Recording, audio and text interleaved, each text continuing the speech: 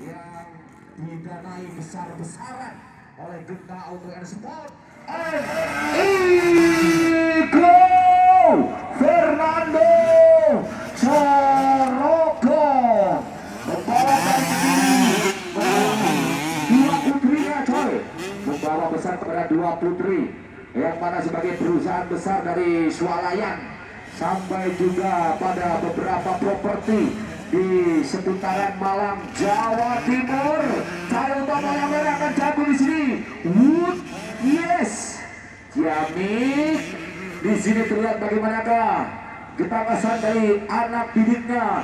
Oh, RF Orlando Racing Factory, pembalap MX Novice yang memang sudah beberapa kali sebagai jawara, termasuk di tahun 2015 sudah naik peringkat di sini karena kemahirannya dan sebagainya. Dari Tuban, Ronggolawe, Cahaya Ayo, tambah lagi kita Ayo, Fernando Corokong.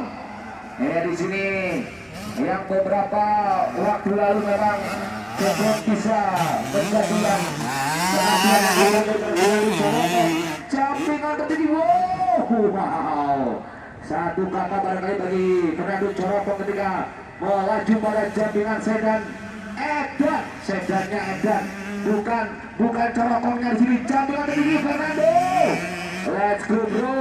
Oh yes, ya, cermat dan juga mampu melihat situasi yang baik tadi dari surungan dari dukungan daripada kendaraannya di sini.